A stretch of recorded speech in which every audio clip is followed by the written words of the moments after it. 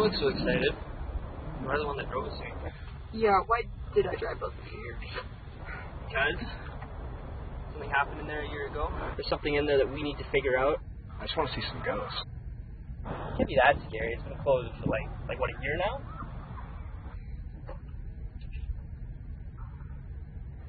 Come on. So I'd say, yeah, I bet you like the original Top Gun too. Yeah, I did like the original Top Gun actually. I think you're insane. What? I think you're an insane person. Why do you think that? I don't think he did that. The movie was definitely... Tell me where. Tell me the time. Tell me the scene. Tell me the actor. Time, 1 hour, 27 minutes. False. Showers. What? You Showers. didn't even see the movie.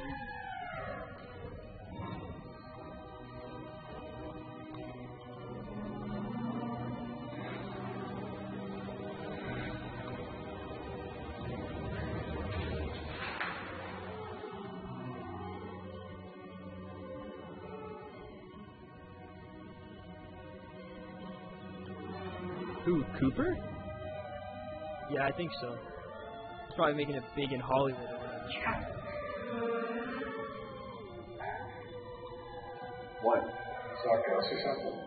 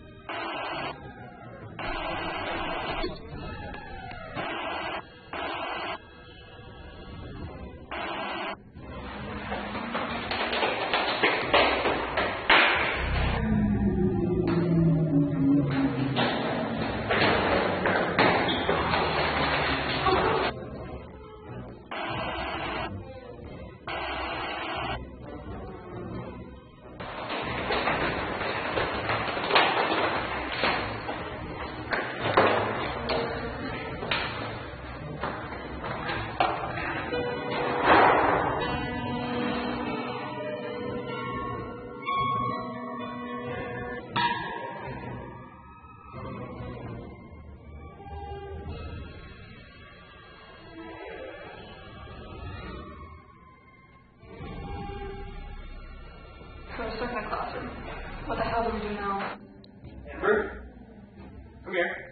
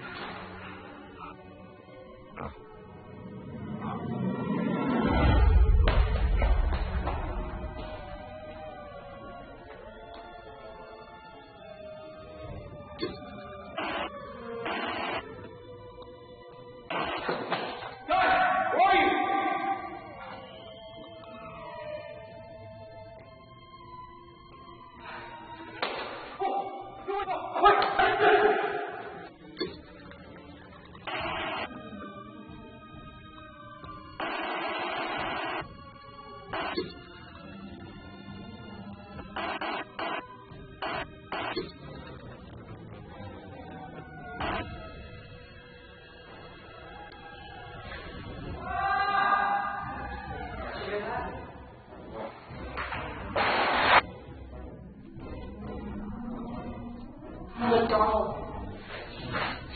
Wait, Amber.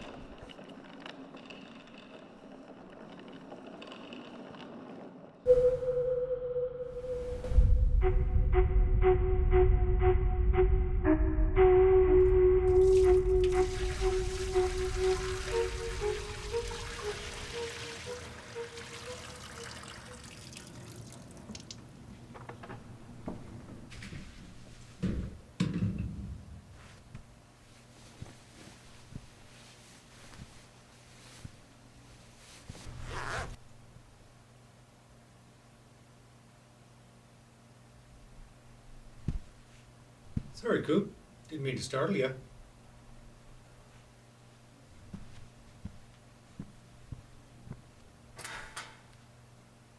Did I catch you in La La Land again? Sorry, got a little distracted. Well, try to remember to salt those sidewalks. Right.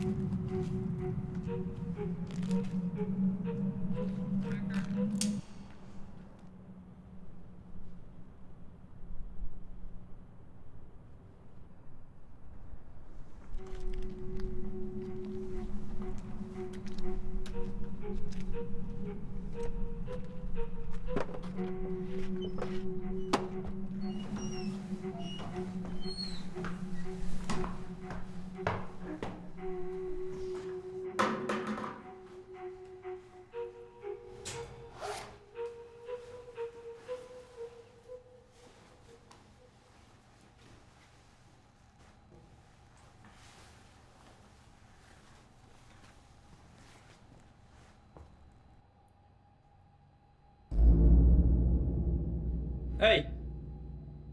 Who's there? You better have a visitor's pass or I will call security on your sorry ass.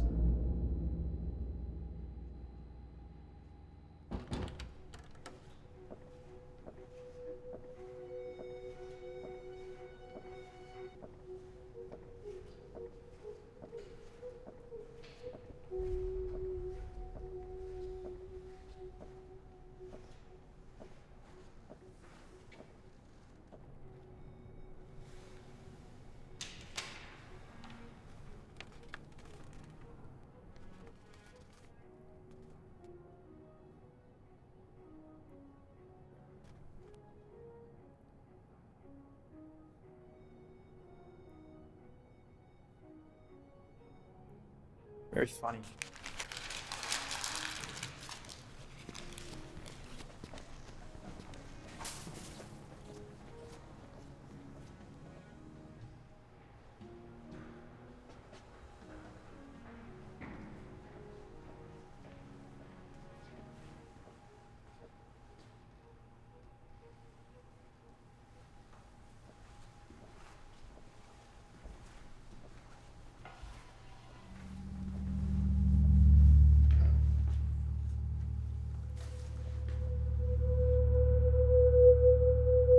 Who are you? You're not supposed to be here.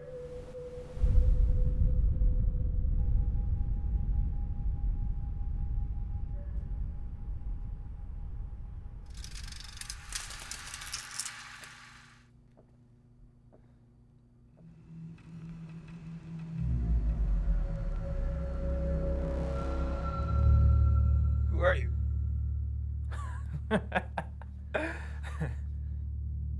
I'm you. No, you're not. Okay, well. I'm your mirror image. You know, your perception of yourself. Don't ask me why you're so afraid. I'm not afraid. Well, you look terrified. Okay, I am. A little. Don't be. Coop.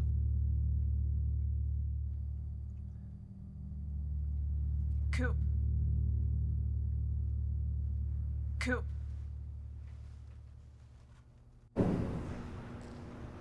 Coop. Coop. Coop. That was the whole scene. Do you want them to run through it again? No, that was good. You sure we didn't miss anything? It was perfect. Alright, folks. That's lunch.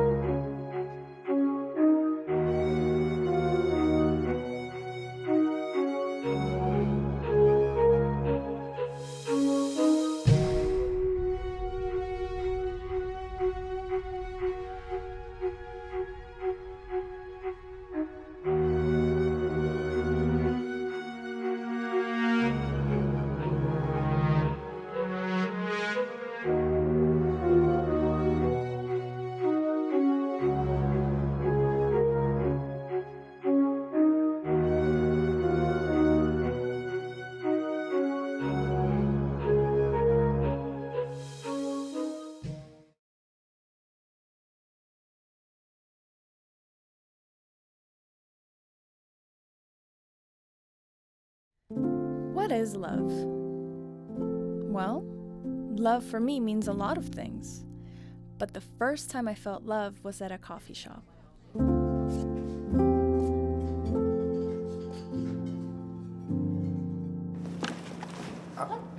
Watch where you're going. I am so sorry. I was looking at my phone. I didn't see you.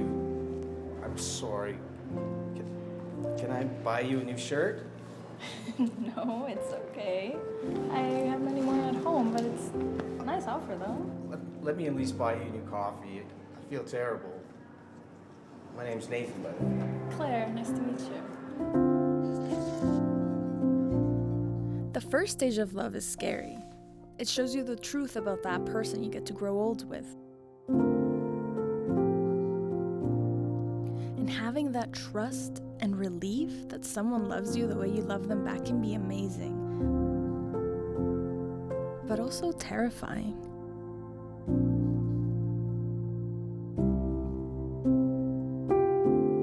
But to build a strong relationship with that person, you build a safe place to listen and understand.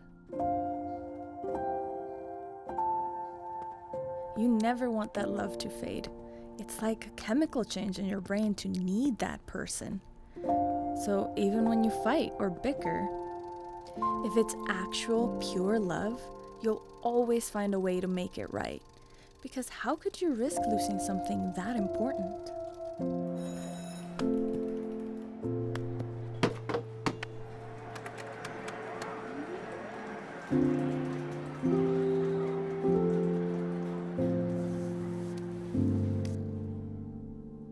Having someone to not take the small milestones for granted, it makes you see a future with them.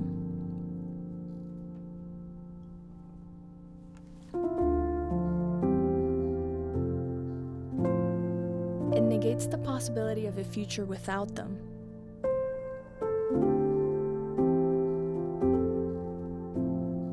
They're a part of you now.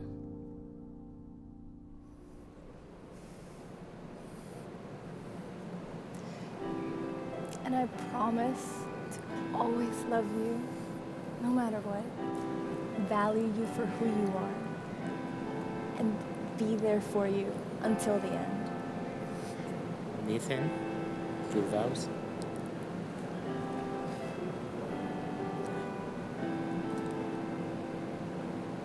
I've never in my life met someone like you.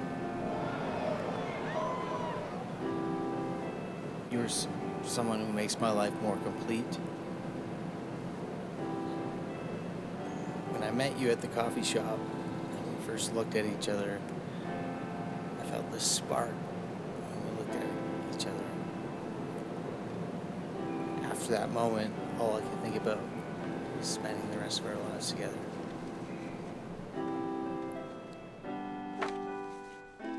To when we begin to start a family, I know that's far away, but whenever it happens, I'll be ready. For now, I'll live in this moment remembering you and being there for whatever comes our way.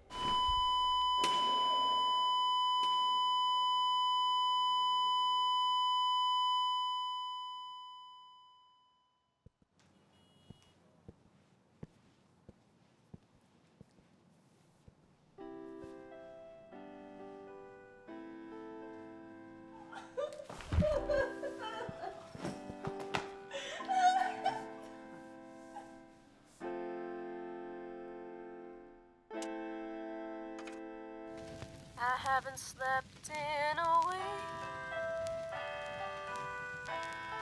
The world is so bleak. A part of me's gone, and you did nothing wrong. But I'm not feeling strong.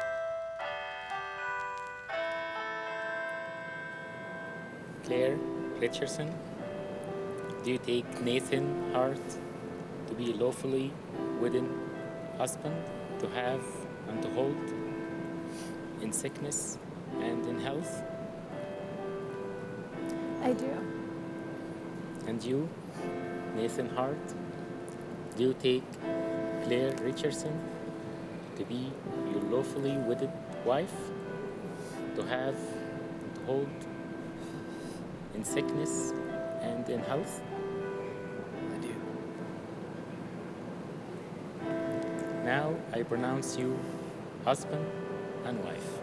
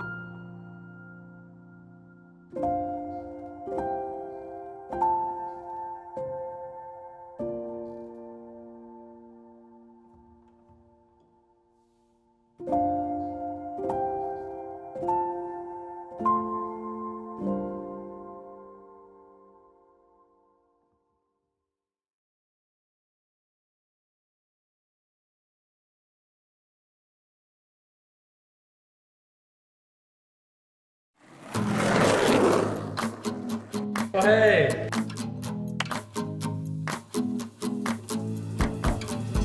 At Dangerously Delicious, our prices are so cheap, It's fine. it feels like it's free.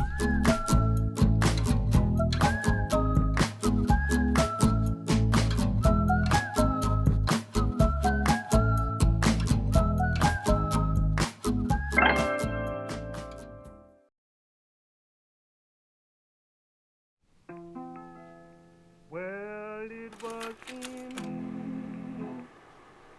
my childhood days, oh Lord, many long years ago. Now with the Spirit, now of my Savior, I was filled, Lord, filled. Oh, in that old fashion meeting, oh Lord, I'm married. They linger still in that little, oh, that wooden church house out on a hill.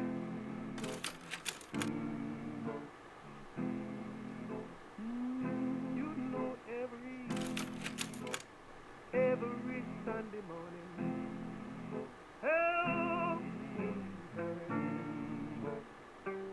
the family friend, then to that old country wagon, oh, with Bill, oh, Lord, oh, with Bill, well, we got out on a journey.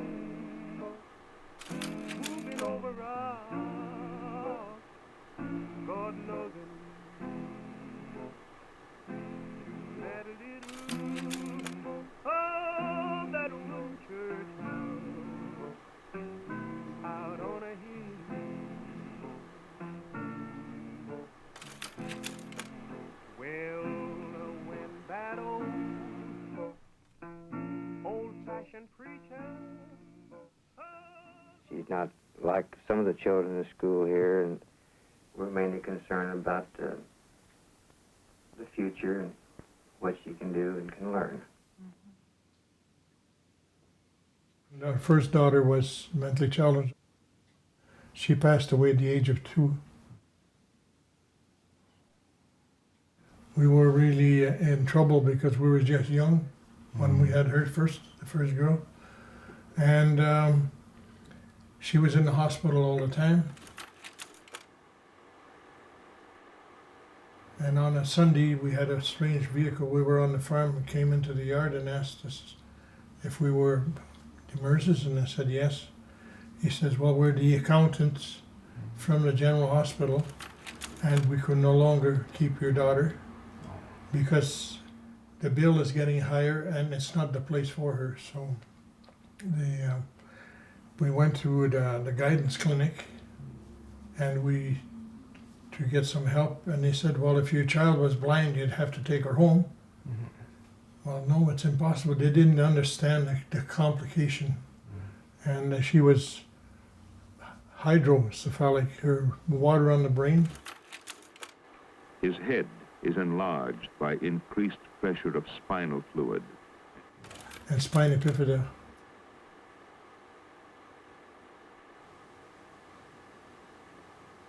She lived in a sanatorium in Calgary, in Red Deer and Calgary, for 2 years. We never brought her home. I don't think she ever knew us. She just looked at the wall and that was it. You know?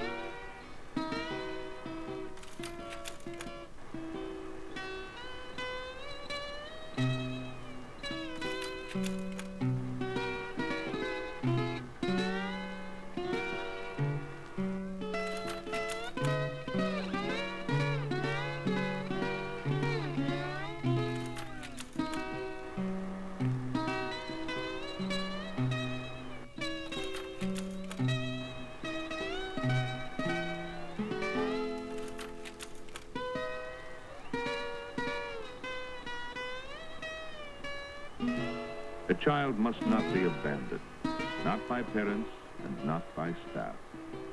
That is the main philosophy in this home.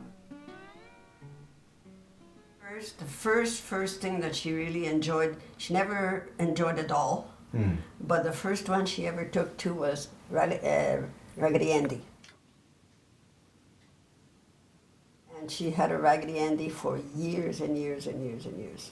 And to the point where I'd make him because, you know, she'd go through one a year. Yeah. She'd hug it and kiss it and shake it so much that it was rather at the end of the year, so I'd make her a new one. Did that kind of help her with communicating, would you say, growing up? A lot. When she Yeah. was little, and Diane has a very high pain tolerance, so she never complains.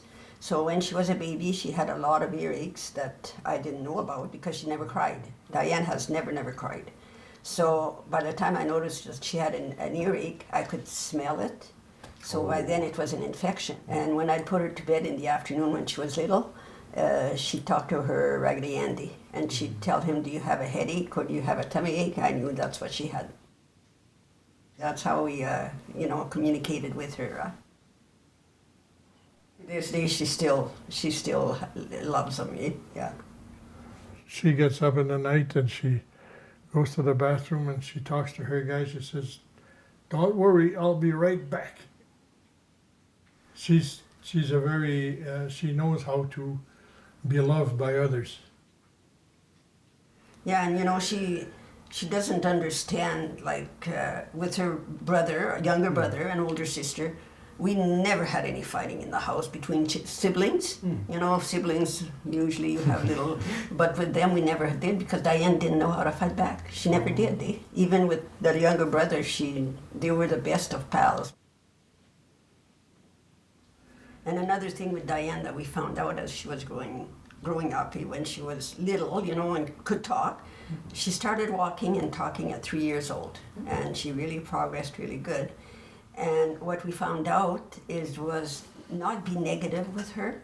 Like if we were going to a place, Riel and I, you know, an outing, and she'd say, "Can I go?"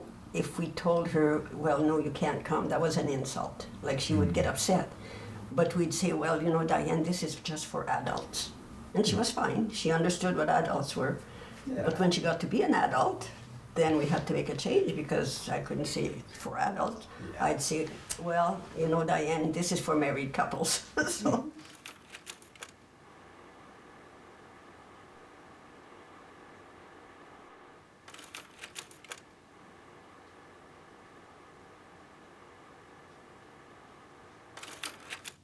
But at the time, it was easy to get them sterilized. There was no questions, you know, like. And the thing is with Diane too, you know, she didn't understand all that. Mm-hmm. So, in other words, like, how would she make the decision like that, you know? Was that a difficult decision to make? Yes. Yeah, very difficult because then you're deciding for her and you want to do what's best naturally. Whenever we talked to our priest about it, it was the same for Blandine. Follow your doctor's instructions. And that was it. And he was of the same religion as we are. That's fascinating. And to be able to adopt, Blandine had to go herself to get partial partial hysterectomy. And this way that cleared the paper because they didn't want to give children to people that are still capable of having children.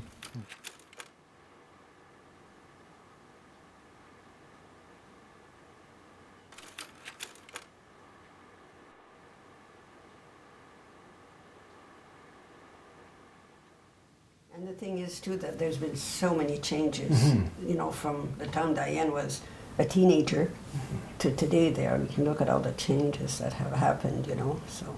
Does seeing the changes make you hopeful for the future of childcare for disabled children? Oh, I think so. There's always new things that come out to make things easier. Yeah. But as we sit now, we've come a long ways. You know? You know, it's people that keep a child like that at home and refuse to send them to an association or something like that because they don't want to lose their tie. It's preventing that person from development because they have the tools today to get in just about in the brain of the person and see we can accelerate on this area because like for Diane, for memory, her memory is good for certain things, so let them strive in that, you know. Yeah. But we found that once the people knew her and we would go out with her and stuff like that, and she always got preference. We didn't ask for that, but people were so surprised to see her progress that, you know, they were really interested in her, you know. They're just like kids, you know. They don't think of what should I do, what should I not do. It just comes naturally, and they each have their own little thing that they're good at, you know. Like you and I, we're good at some things, not so good as others. I guess it's the same for them. But with these girls that we have, you know, they're happy when you do something for them, but they don't ask for much at all.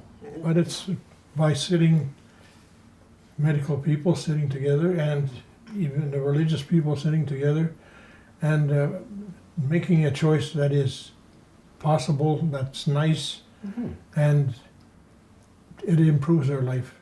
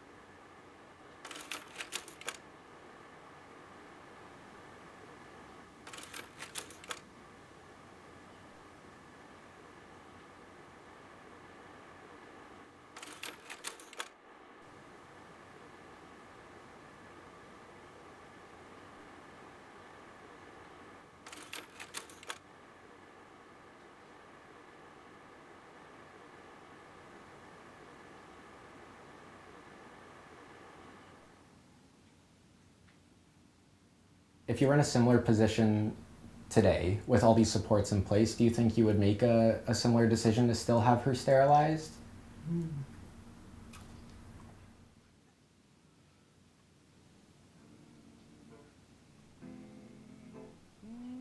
You know every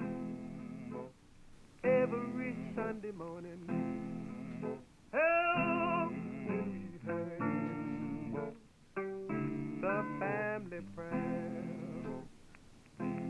Then to that old country wagon, all would feel, oh Lord, all would feel.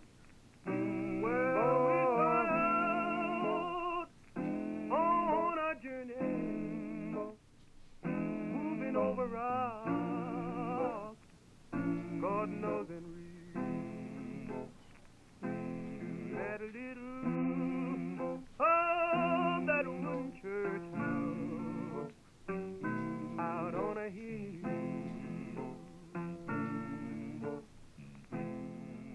Well, when that old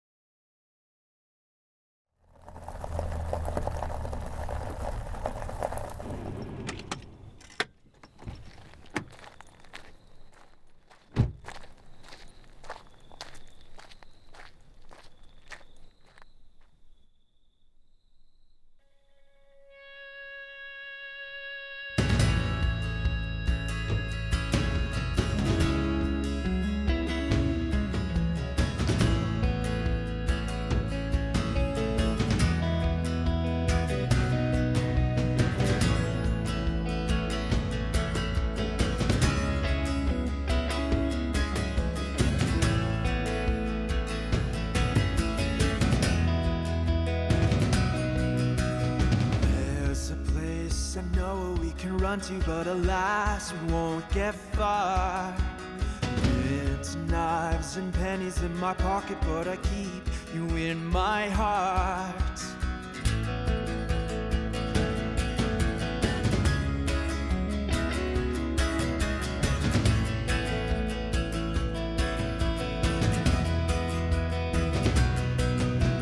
Fading light has met the forest floor, but by now we know these lands. Take my weakness, take my pride, take the trembling from my hands.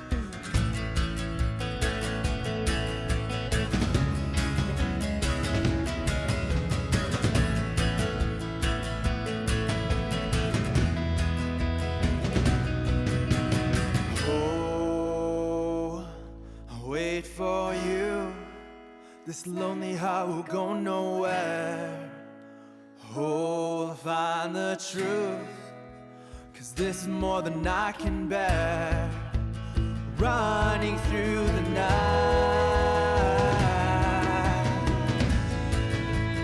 keeping out of sight.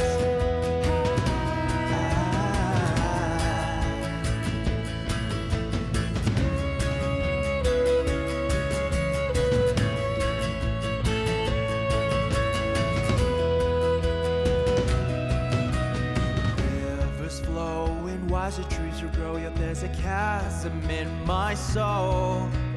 You're my love, my shining star above, the peace that makes me whole. I'll wait for you, this lonely heart will go nowhere. Oh, I'll find the truth, 'cause this is more than I can bear. Running through the night,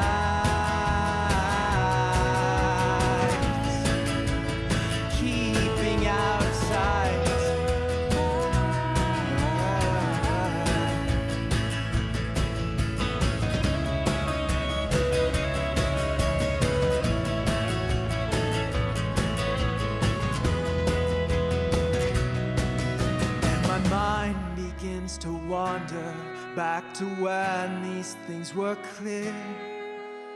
Prayers and emotion echo through the atmosphere. Blessings and that meaning seem to drift right through my head. These lines upon my face remind me of all we ever did.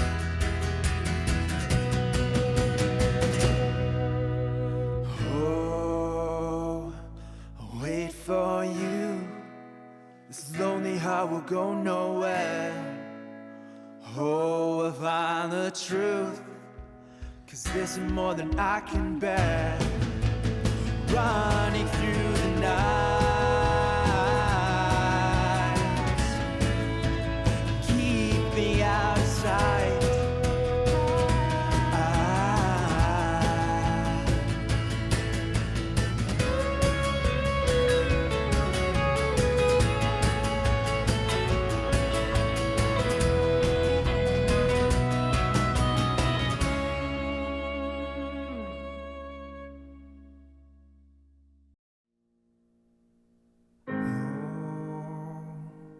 Wait for you. This lonely heart will go nowhere. Oh, I'll find the truth, 'cause this is more than I can bear. Running through the night,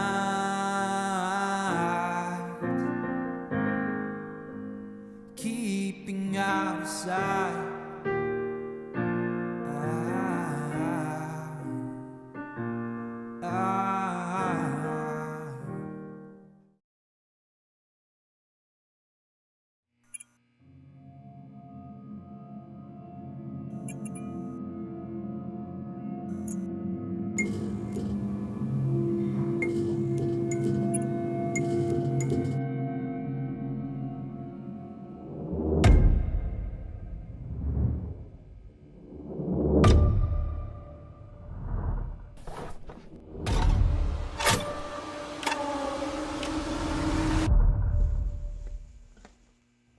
Hello?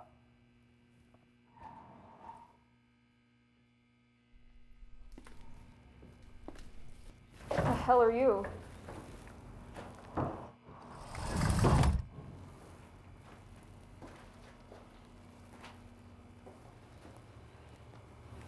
Here. Don't touch me. You should No, thank I us. no, I don't.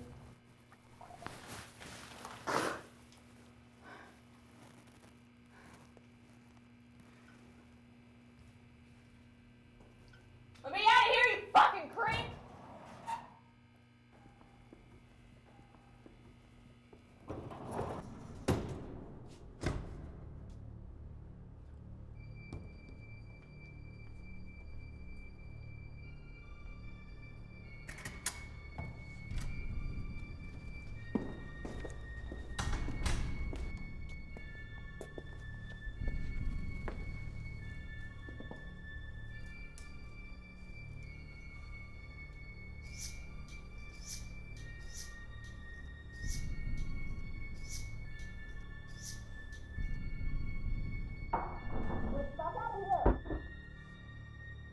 She's acting mental in there.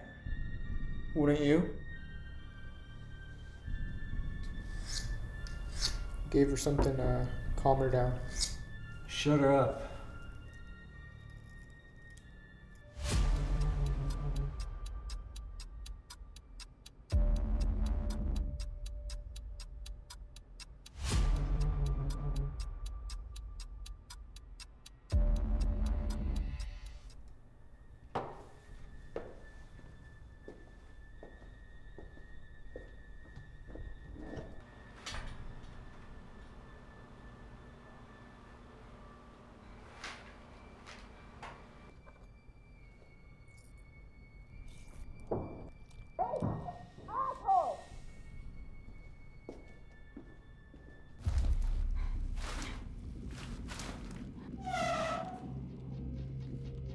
Please just let me go.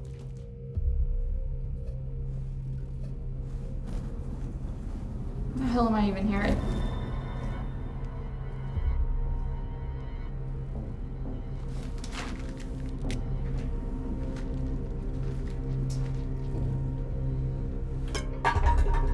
Where are goddamn beans? I'm trying to help you!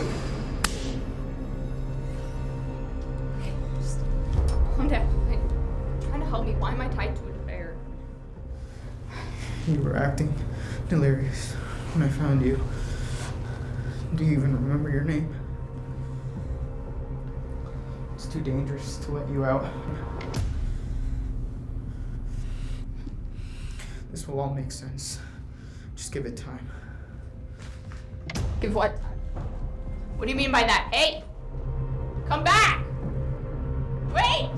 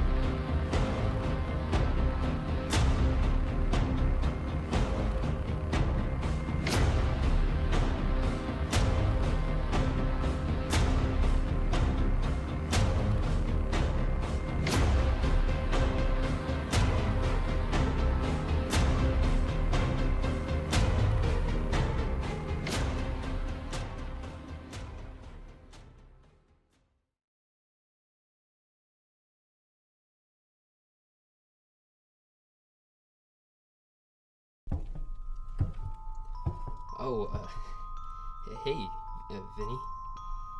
Say, remember that job I specifically gave you? You know, the one about taking care of Miss Peetson. Hush! Hush! You're almost there. Hush! Hush! Her? Yeah, I finished her off for you. Oh, really? Dump the body and everything, like I told you? Of course, boss. I did the job. Hush! Keep going. Push. Gee, Shaw. I was really hoping you wouldn't lie to me today. You know what I gotta do now, right? Yo, what the fuck? I did the job. I did it. I can explain.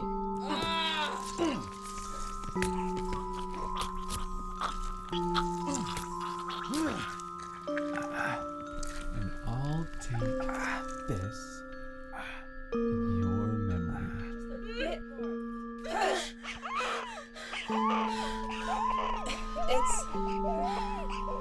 It's a girl.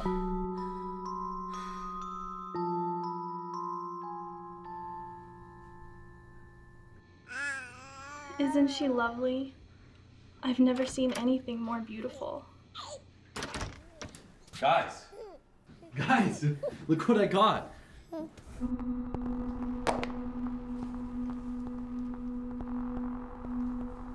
Stefina just gave birth to a human child and you want to show off your stupid trophies? And you got blood on your face. Go clean yourself up, for God's sake. Please calm down, Kat. It's just a damn baby. It's not like it'll... She is... I'm at a loss for words. She's the most innocent baby I've ever seen. But ain't all babies born innocent? Not you. You were a criminal before you were even born. You killed your brother in the womb. Oh, right. Listen, we can't let her know. We can't let Georgina know that we're criminals, and I refuse to destroy her innocence. Do you realize how much danger that would put our lives in? Her life. No, that's not what I'm trying to say. I love my job, and I love what I do, and I'm not ready to give it up yet. I'm saying we hide it from her. No one shows her dead bodies. No one brings her on jobs. We give her a criminal-free life. You said Georgina earlier. Is that her name? I agree with Stefina. We are pretty good at hiding from the cops. We can manage to hide things from a kid.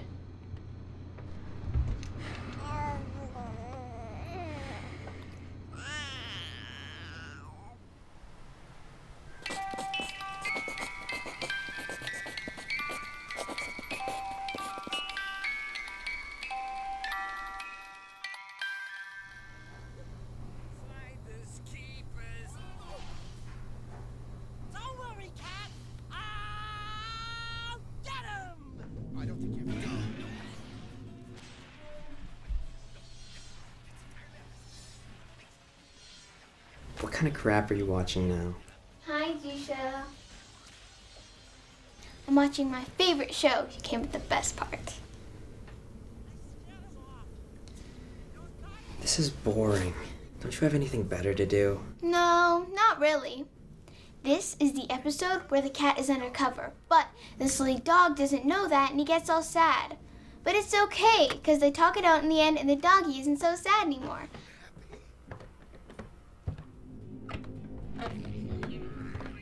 I really think the dog needs to listen better. What are you talking to, sweetie?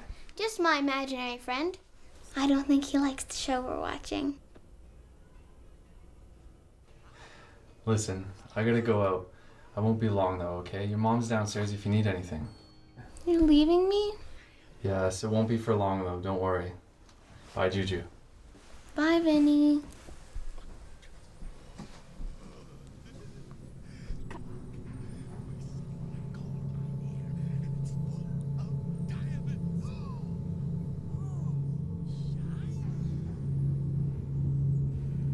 Hey, turn off that TV, why don't you? Have a game we could play. Really? What kind of game? Is it fun? Oh yeah, you'll love it. It's a real thrill. Your Uncle Vinny will be right back, right? I think he'd love our game of hide and seek. Come follow me, I know this perfect place to hide.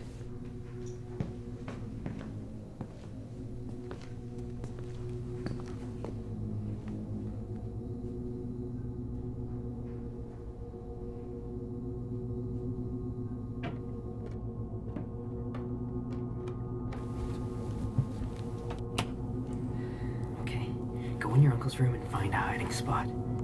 It'll be a nice surprise for your uncle. Trust me, he'll love it. But Mama said not to go in anyone's room.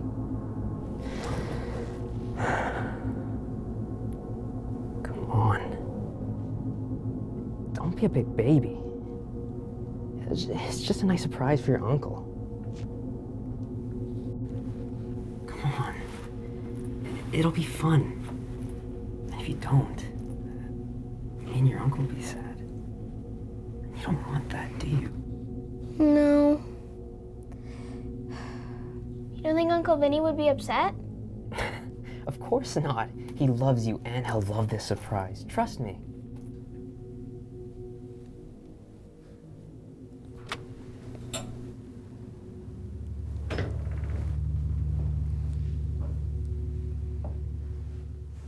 Looks like your only hiding spot's the closet. Well, go on then. I'll stay here as lookout.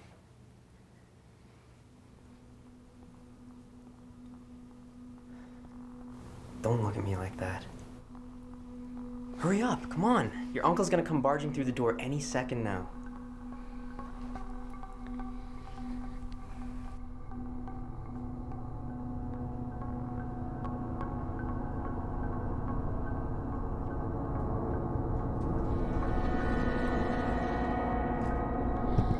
Georgina? Get it away. What the fuck are you doing in here? You know my room is off limits. Huh? Tell me, what are you doing in here? What the hell is going on? What the fuck is wrong with you? You're supposed to have that shit locked up, disposed of already. She came into my room. I tried to stop her. Fuck. I thought I grabbed her in time. Grabbed her? That's why you were yelling at her?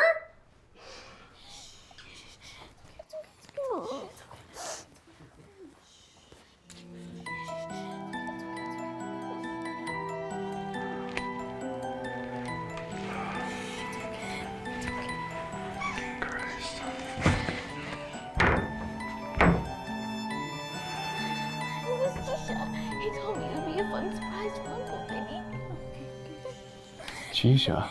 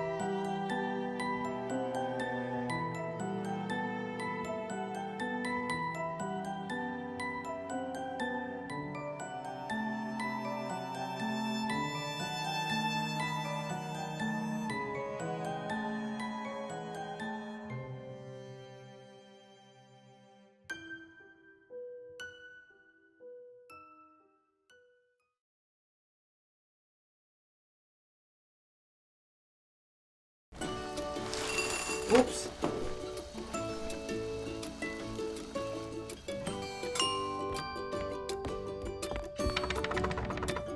Oops.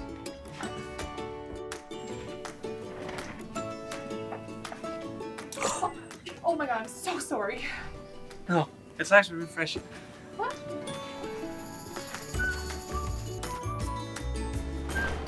Good sleep makes a good day with Royal Mattress.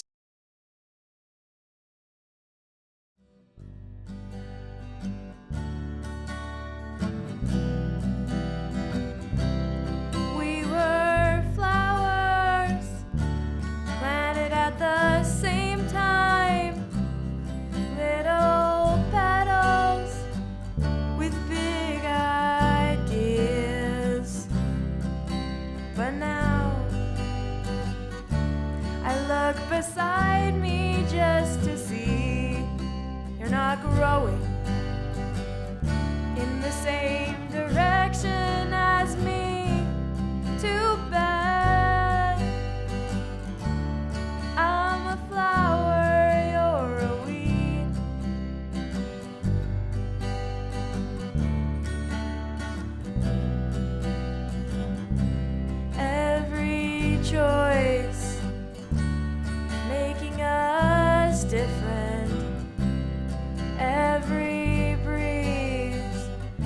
feels a little colder as we grew older.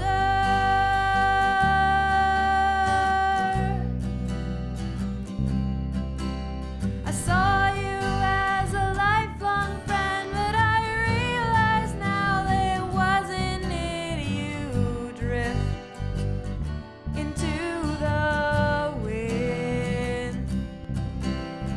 On the ground is all I know. Will you fly up high? I'm down below. What could have been?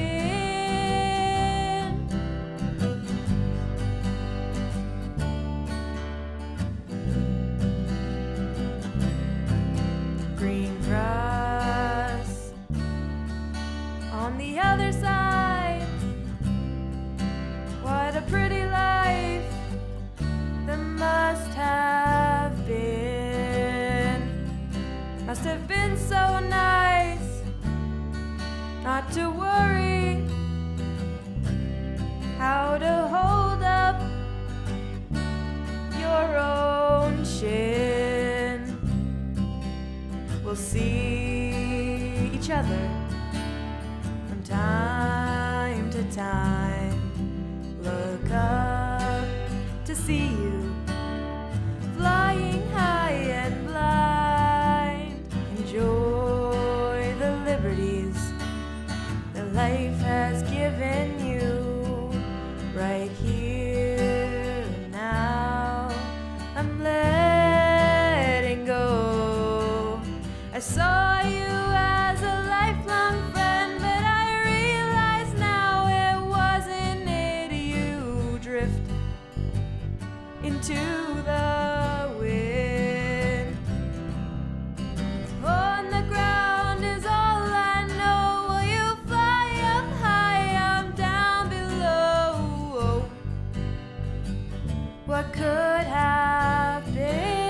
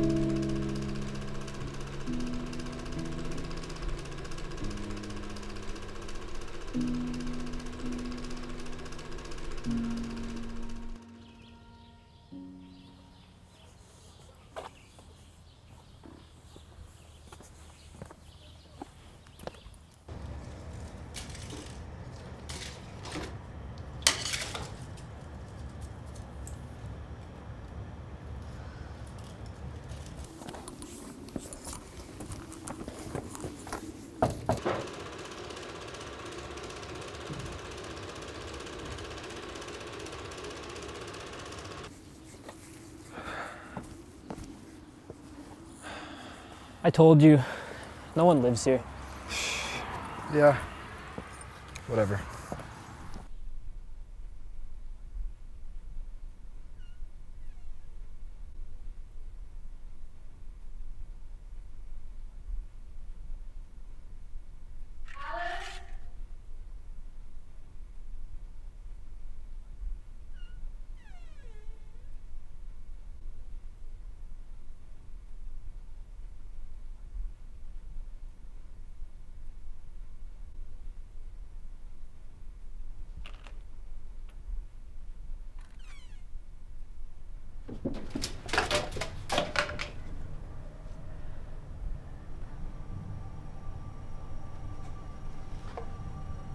Leah. Who's Leah?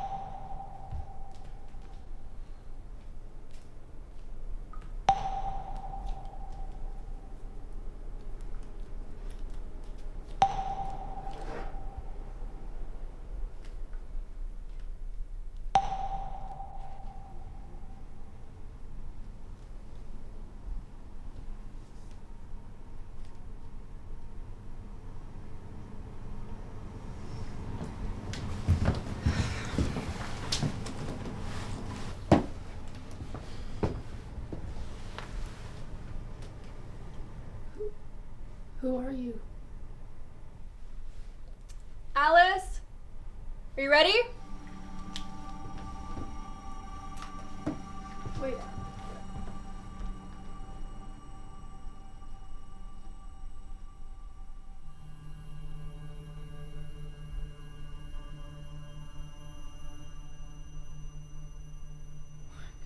That's not what I'm saying, Dad.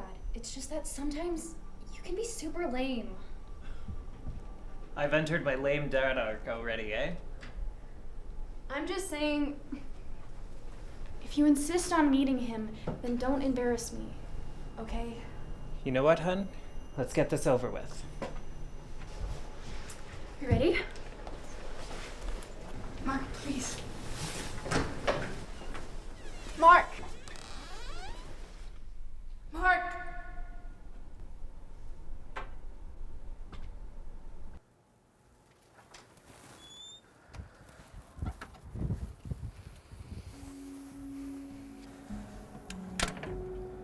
You okay, Dad? Weirdest thing. I swear I just heard your mother.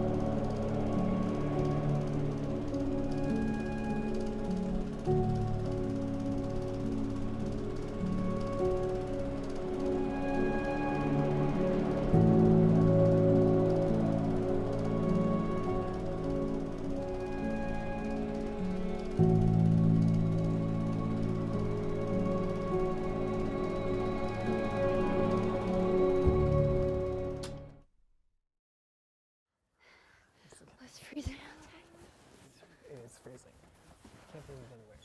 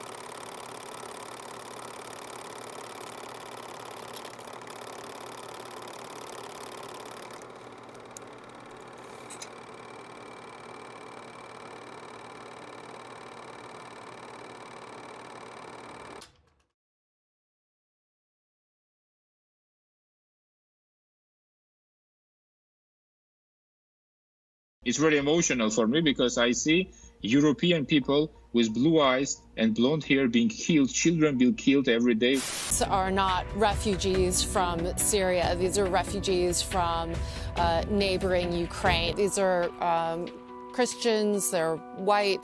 These are prosperous, middle-class people. These are not people trying to get away from areas in North Africa. They look like any European family that you would live next door to.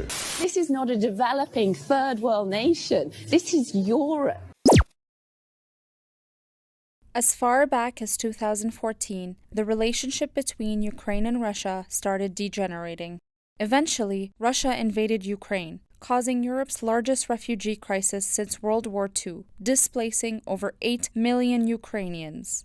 Various Western media channels covered the crisis, but a new conversation was born when some news reporters used the word civilized in differentiating refugees. You know, this is a relatively civilized relatively European, I have to choose those words carefully too, city where you wouldn't expect that or hope that it's going to happen. These people, the Ukrainians, they're like us. They watch Netflix. They have Instagram accounts. To understand the context of what they meant, we looked up the definition of the word uncivilized, of a place or people not considered to be socially, culturally, or morally advanced.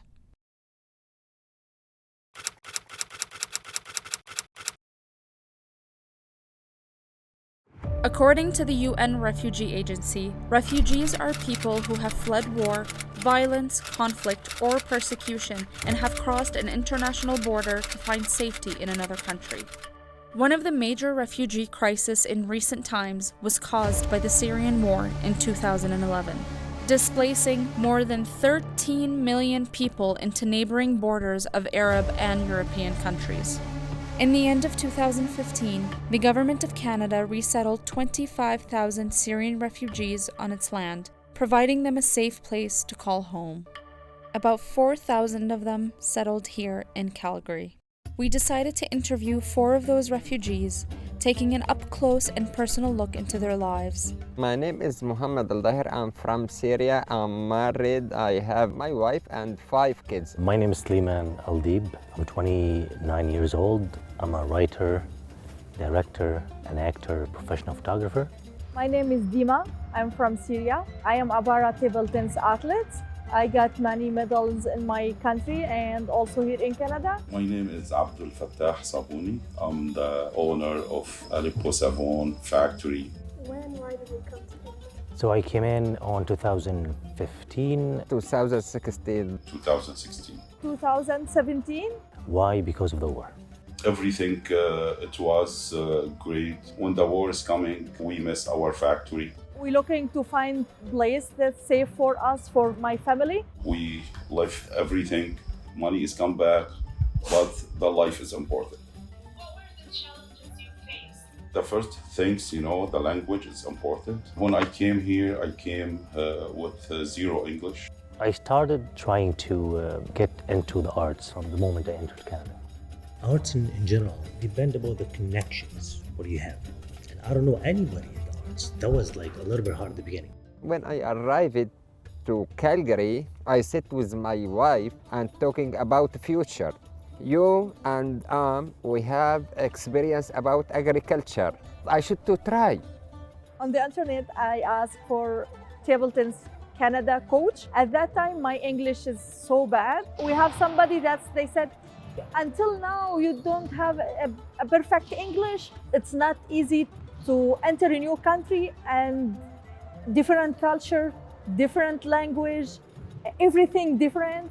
At that time, I was going to the Arts Common, looking around and asking myself, how can I get into the arts? After 3 days, I started to plant backyard. I have free time. What I should to do? I don't like to sit. No, I like to work. After 1 month, it was huge. Oh, I was very happy. When I came, I bring with me 20 kg of soap. And after a couple months, I start making the soap at home in my kitchen. And the customer follow me everywhere. That time, I told myself 100% I need to open the business. When I opened the factory in Canada, the only Aleppo soap making in North America. Ignite Festival, they offered to me like 15 minutes exactly. I was like, what should I do to make non-Arabic speakers feel what the refugees felt? What I did is the opposite. Taking Canadian as refugees back home, so the opposite thing. I was like, I'll put them in a refugee camp from table to table, and then after the light comes off and I go to the stage. Syria resettled more than 25,000 Canadian refugees. Canada was facing one of the most difficult wars ever. You have nothing. You have to learn Arabic. You have to find a job. You're going to be lonely because most of your friends have been killed. So it changed their perspective completely of the Middle Eastern people or the refugees in general. Directly, I put a strategy for 5 years. I know it's hard work, but if you like it, will be easy. You see, my kids playing around me, and my wife working side by side. That's why I like it. If you put your business in your heart and your mind, you will success. Most of the shows I did, the 4 shows, was about struggling and about the refugees in general. I started getting to know people step by step. I had like many interviews as a Syrian Canadian artist in the city. Any racism throughout those years here in Canada? It's for me, it's absolutely not. A lot. I will be honest, they are wonderful. It's a little bit hard at the beginning. The first day when I arrived to Canada, I got, helping, from people I didn't know him before. And after that, I opened my business. Every country, when you enter the country as a refugee, they have the all negative thing about yourself or about your countries. What I need to show the people that the refugee can do, that the refugee can make a change on the community. I know it's so hard for me as a woman on the wheelchair, a Muslim woman, but I never give up. I never slow down. Every time just thinking about to have a solution to complete. I started last year to build greenhouses. Someone, he brought his big truck, to push all my greenhouses. He drove all on my produce. All Canadians stood beside me, from Quebec, Montreal, BC. We are beside you. When I listen to that, I'm feeling glad. That's why I'm keep going, because I know what around me. How do you feel when someone points their fingers at you and says, refugee? The first year, 2016, it was painful and I was ashamed. But right now, I feel it like as a strength. When somebody called me like a refugee from Syria, I was like, yeah, I am. I'm a strong person. On the beginning is sad, but that's not your choice. I am a refugee because I have a war in my country. That's, I think, everybody will thinking about before make a judge about the refugee. It's something different. I left everything back home and I came into here, so that's a point of strength for me. And right now, I'm the founder and artistic director of Kawali's Act, which is the Arab Canadian theater in the town, which is a huge success for me, so yeah. We showed our interviewees the news clips describing refugees and asked what they thought about it. Are not refugees from Syria. European people with blue eyes. The Ukrainians, they're like us. They have Instagram accounts. I'm so sad for what I watched. It's absolutely is not good. It's funny and sad at the same time. Believe this earth for all people. To be honest, I heard this video before and I don't like to hear it again. People, they should educate themselves a lot. They don't know how the refugee, Syrian refugee, how they live. I live with my family 5 years inside the war. When my son needs to sleep, he can't sleep. I try to put my fingers in his ear just to make him sleep because the bombing, the fighting, everything, that he's scared. I didn't think I removed my city 1 meter. The reason for the Syrian going, they worry about the kids, they worry about the life. اللي صار بأوكرانيا إنه شيء جديد على الأوروبيين. هن متعودين إنه أفريقيا and Middle East هن أساس الحروب. ما بنستاهل الحياة. طيب مين أعطاك الحق لتعطيني هالتوصيف؟ مين أعطاك الحق؟ مين بيحب الموت؟ أي واحد بيحب الحياة، بس هيك انفرض علينا. When you work with any people, work as a human rights, not as a Christian or Muslim or Ukrainian or Syrian or wearing a hijab or not wearing a hijab. Nobody accepts us, but they ask us to accept everybody. Do you know, I feel like I need to cry about this racism, but at the same time, I feel very strong because we need to change. It's Ukraine, it's not refugees from Syria. What exactly the wrong with the refugees from Syria? It's like they have an Instagram. Well, I do have an Instagram and Facebook from a long time before I came to Canada. They're not Muslim. What are you talking about? Do you know Muslim people? It was a shock to them. I was like, what? Like, are you Christian from Syria? There is Christian people over there? I was like, what are you talking about? Jesus came in from the Middle East. He didn't come from USA. We cannot stay on silent and say like, oh, I don't want to talk about these things. It will cause problem. No, we have to speak up and talk about it. I met with the guys. They told to me, I hope to meet you because I saw many people that's speaking about you and your family. I told him, what speaking about? They speak about your laughing. How that's the smiling is still in your face. I told them because if I'm not challenging myself, I can't challenge the barriers that I face it. When I came, a lot of people helped me and helped all Syrian refugees. So 10% from our produce to food bank, from first year to now. Also, I need to give Canada back even small things. We sell the soap and we give back Red Cross 25%. Next step. It's a good question. Yeah, I'm preparing a lot of stuff to the future. I'm planning to do a tour for the opposite. Once we got the funding for that, I'll be happy to do a tour around Canada. To be biggest farm in Calgary. My farm, it's opening all days to the people. They coming directly to my farm and pick up their self. To expand our Canadian company, Alipo Savon now.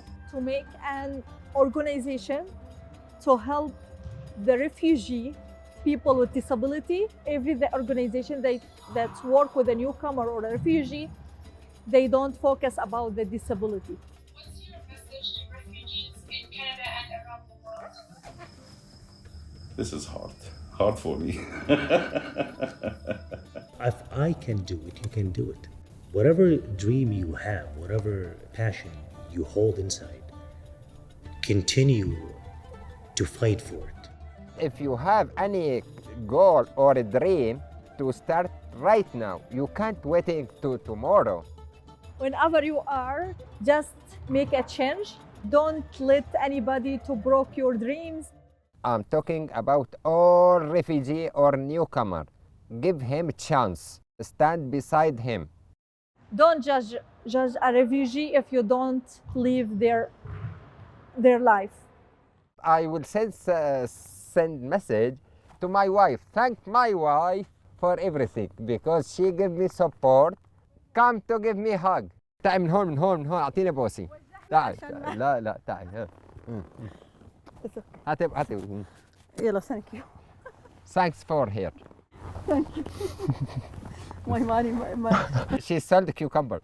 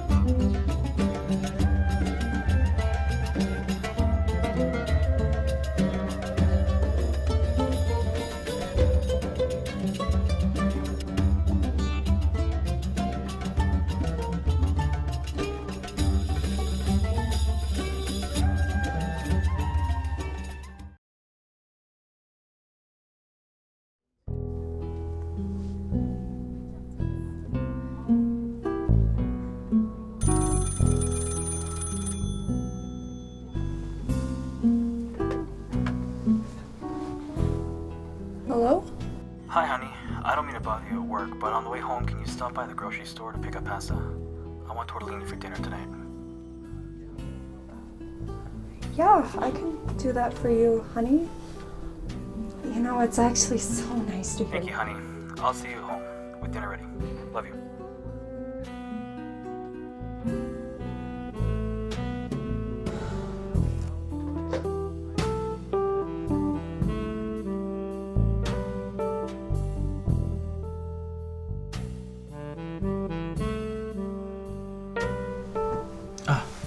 Thank you, honey.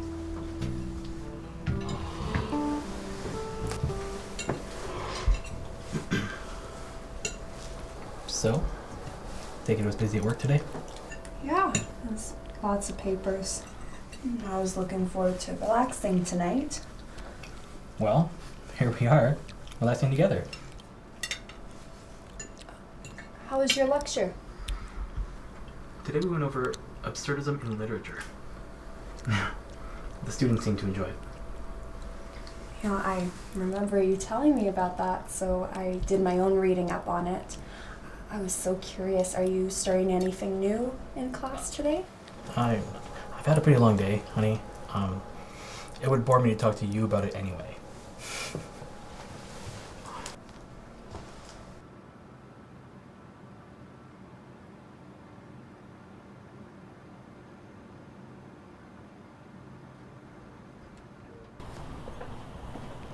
He used to be so romantic, Elle. I used to enjoy doing anything with him, and it's just we've been so busy with our jobs, working. It's been hard. I suppose marriages just drift apart like that. It'll be okay, sweetie. Van's still the nice man that you married. You've just both grown older. Tell me about it.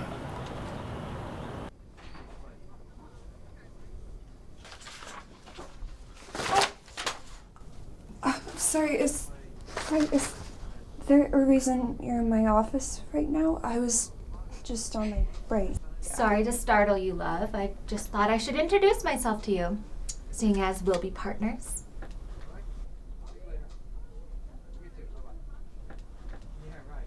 Take it easy. I'm Velma. Oh, I'm so sorry. That's so my bad. My boss, David, was telling me about how he was going to get me a partner.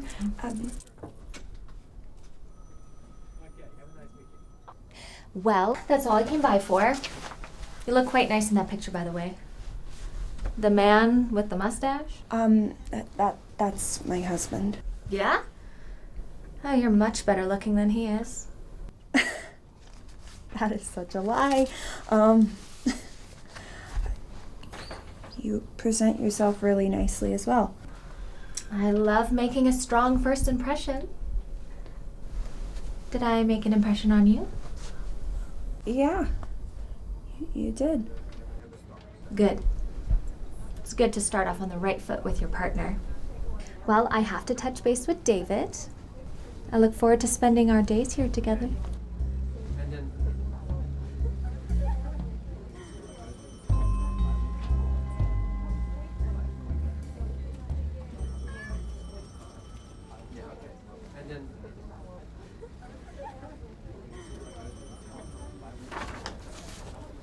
How did all of these incidents result from the same group of people? Cross that one out. The damage there wouldn't be covered. Their store is so local and rubbish. That damage was too strategic. Interesting. How'd you know all this stuff, Velma? Well, you know how crime in this city operates. Just think like them and we can get through these faster. You just know everything, don't you?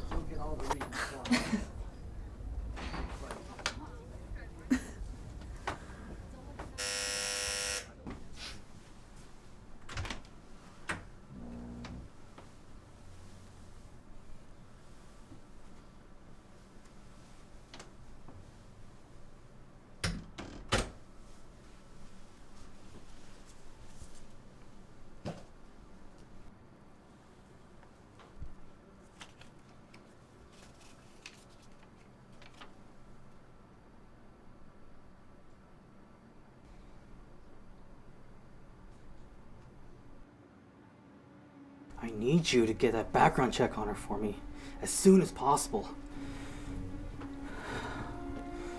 Thanks, Mark. Sometimes she gets off work earlier than Jane.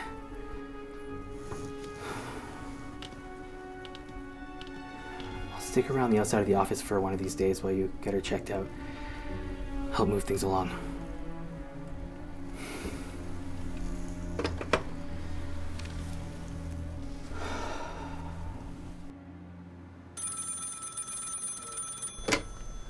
Hello?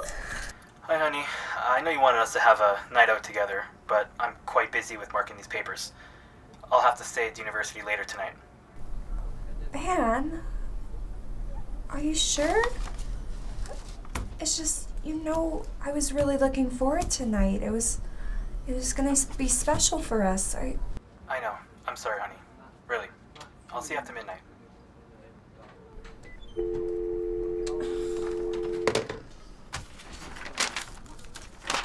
What? It's nothing. It's just, this was gonna be the one night we were gonna spend some proper time together, and it sounds so dumb, but I really thought it would reignite a spark.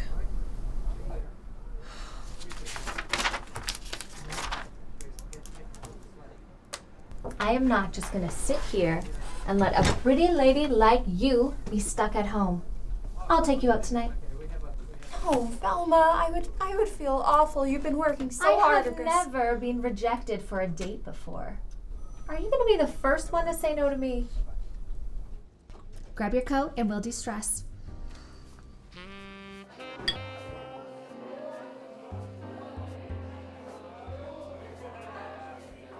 So, do tell me why this little mustache man of yours said no to a foxy lady like yourself. It's just a little complicated right now, Velma. There's just this rough patch we've been in for a while now. He's still my husband.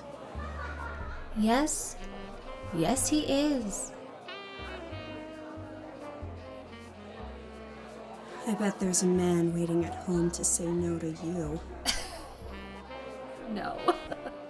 As if a man could hold me down.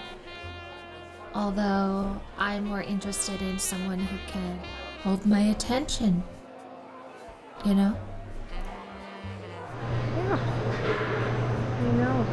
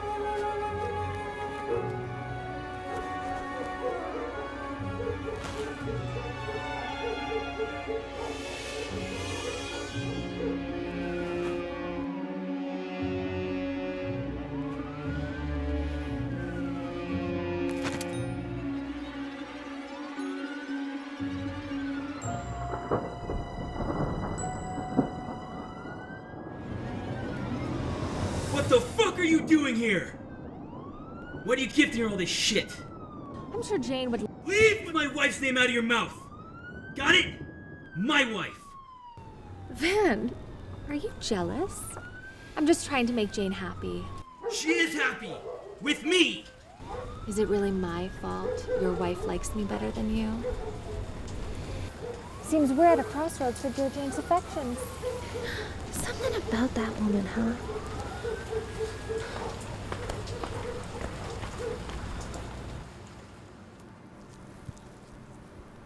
So, how has Velma been? Oh, she's been lovely, Van. It's been so nice having her around the office. She just makes work just more exciting, you know? Where is Velma from? She's from a proper family, I think. They're pretty well off. She doesn't like to talk about it too much when we're at work. Is she married? Oh, surprisingly not. It's insane, this beautiful young woman, and she's single. I don't understand it. Highly skilled, too. How does she know so much about law documents? Well, I'm sure her family has law connections.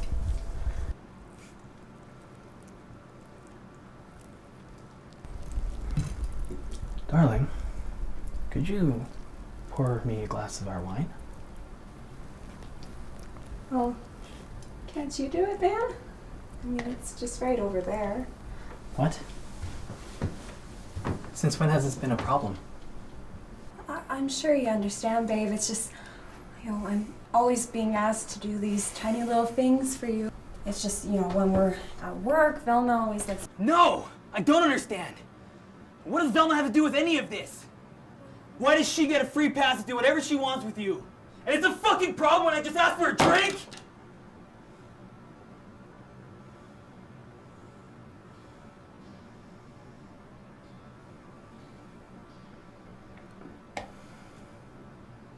We need some space tonight, all right?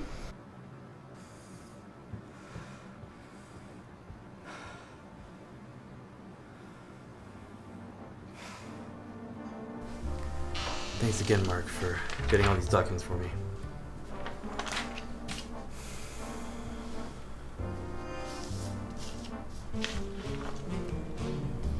Say, Russell...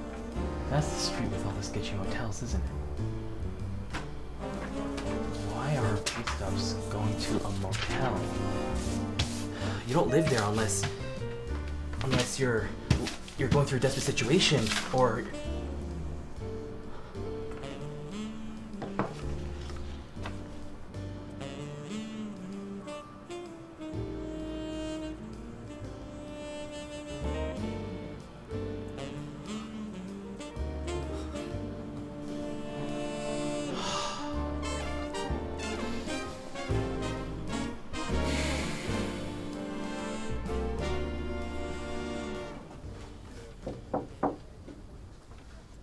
Oh, hello, sir. Are you here to be a superhero husband and say hi to your wife at work? Where's Jane? In the break room, getting herself a coffee. She doesn't need your sad attempt at a lunch. You can cut the confidence. You're not winning here. I know who you really are. You don't need to know how, but I also know you only took this job to commit insurance fraud. Whatever criminal organization you're working for, however you're helping them, I know Jane doesn't know. So I have one last thing for you. Stay away from Jane. I know you've been caught before, but this time, you won't be able to cover it up.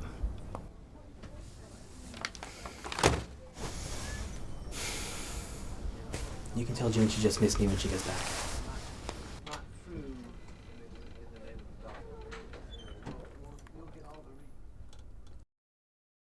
We're sorry. You have reached a number that has been disconnected or is no longer in service.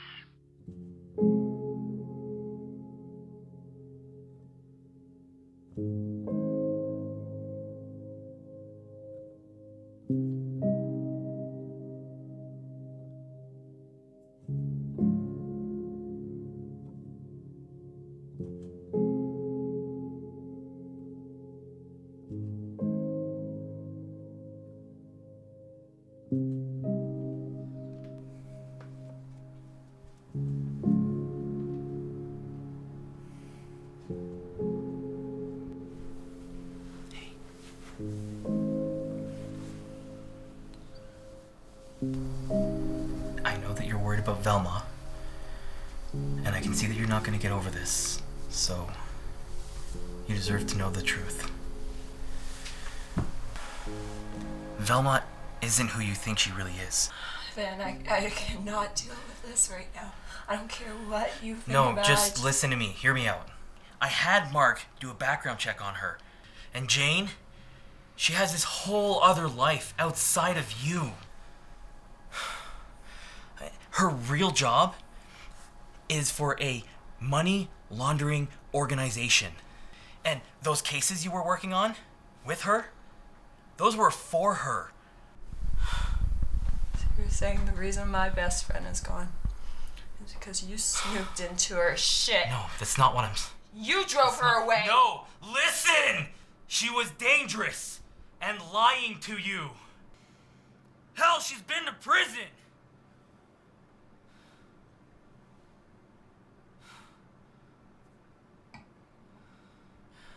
Maybe the reason she left is because we were getting too close to something she didn't want us to know.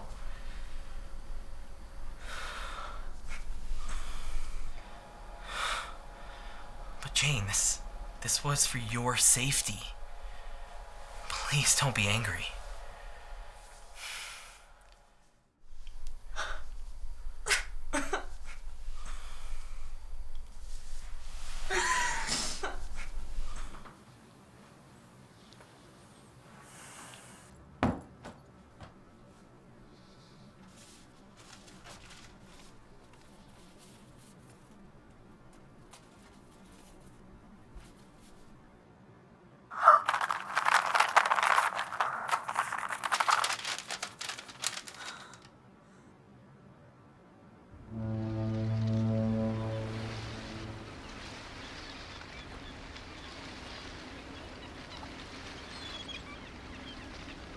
Hi, love.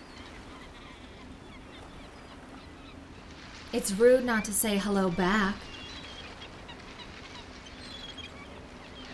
What the fuck?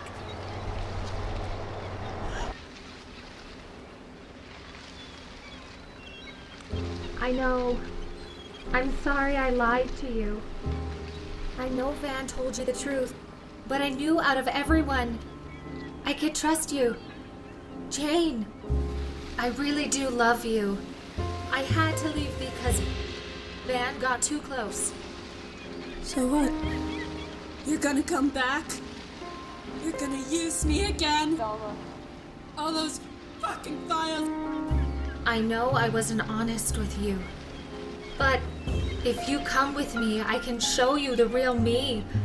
I won't ever have to lie to you again. I'm gonna ask you a question before you fight me on this.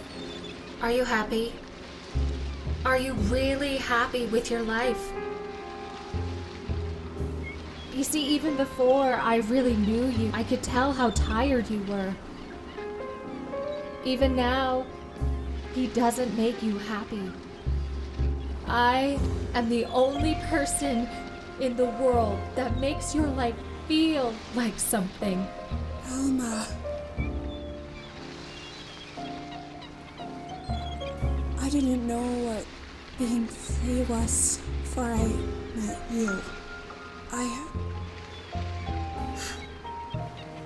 I love you. And it's so scary. I've never felt this way before, and I don't know what's going on. It's just... I love it. I love being unpredictable with you. It's exciting, isn't it? Yeah, it is. Then come with me. I can give you a life free of structure. You can leave Anne. You can leave all this paperwork behind. Life with me will be full of fire.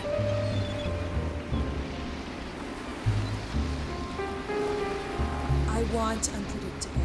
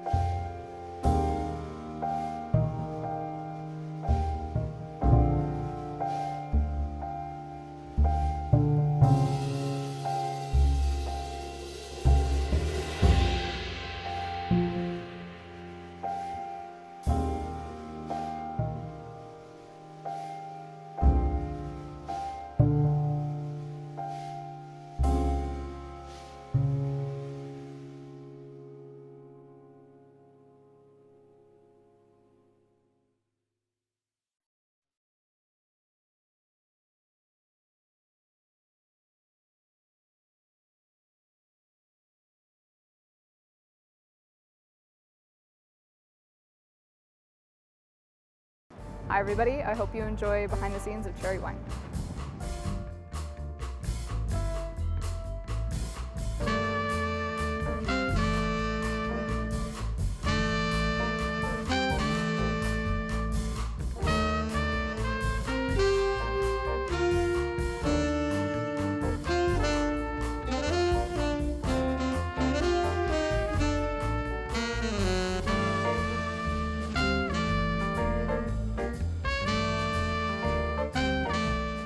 It means a lot to have this be made, and this story means a lot to me. I've always wanted to write something about two women, like a queer relationship in that, because like one of my all-time favorite shows is Killing Eve. I feel very inspired by that show, and I always thought it'd be really cool to just write a queer story one day. And right now we're filming the ending scene to the story, and watching that the two women come together and be really happy. I'm like, this is just something I would have loved to watch when I was like in high school, watching like queer movies and stuff. And it wasn't until after I wrote the script that I was like, this would be really cool in black and white.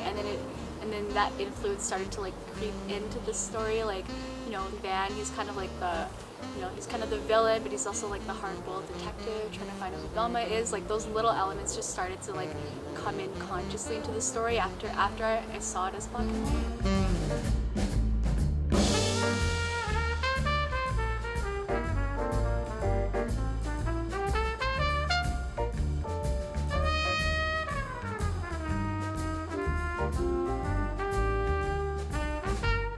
Marker. As we thrifted a lot of the wardrobe, it was easy to find like older pieces, more vintage pieces at all the thrift stores we went to, and then we also had the actors bring their own clothes as well. So it was nice to have a mix of both where we didn't have to go out and buy all of the stuff. A huge challenge was that it is a black and white film, so it was kind of hard to plan the outfits, because like we would pick an outfit and be like, this looks awful in person, but then we would put it in black and white like, oh, it looks really good on the camera. And also just finding a lot of texture for the clothing as well was a challenge, because like black and white, not a lot of things pop on camera, so we had to work with textures and just like different patterns and buttons and scarves, just like adding those different layers to the outfits.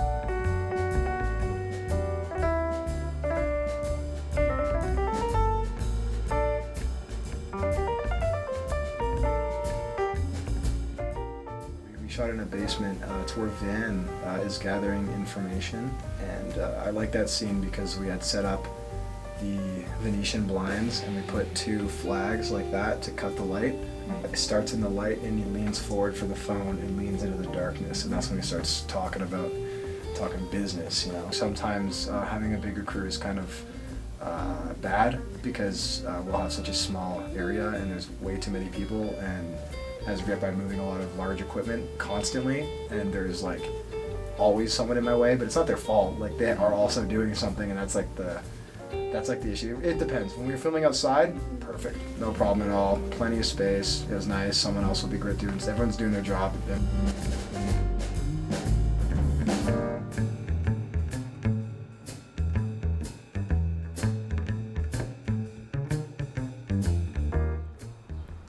There are a couple of challenges. I feel like being on a film set and being first AD, it's a little bit hard to make sure we're on schedule.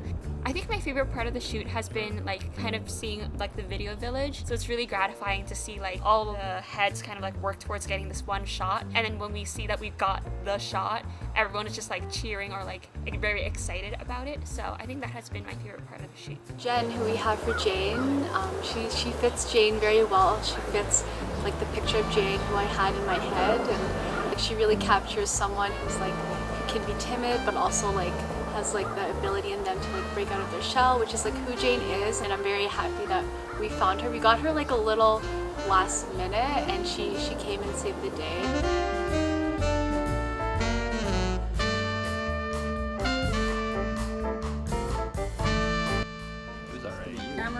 That sucks. We're shooting in a 2:39 aspect ratio, so obviously we have a very wide frame, so we've kind of had to get very creative with our backlighting, but it's kind of given us the opportunity to use a lot more practical lighting, which is nice and not something that we've really had many opportunities to do in other productions. It's been kind of a lot of okay, this works, and then we kind of reset our frame and we realize this isn't working, and then we take a bunch of shit down and reset and move our key light, move our fill light, and then just kind of find the money spot, especially with B camera, because we have so much coverage now, whereas before we were kind of just framing for one shot, and now we're framing for both. We've been matching our color temperatures, but it's more or less just for consistency on our side, but it's kind of given us a lot more free range to do a little more intricate lighting setups and kind of like really lean into the noir aesthetic that Catherine was looking for. A lot of the making the vision come to life had to do with communicating with a lot of people. You have to communicate with the director, and then you have to tell everyone what to do, kind of thing, and transcending the vision from the director to the other departments. So I would say leadership and just overall keeping calm and being cool on set.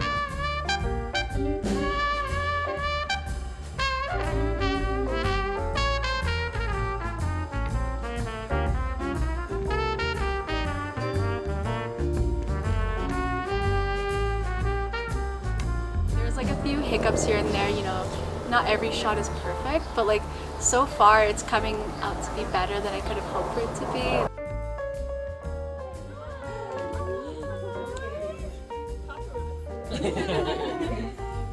wanted to say that this was an amazing production and everyone on crew was amazing, super supportive and super hardworking and amazing, and I'm very appreciative of everyone. And yeah, that's a wrap.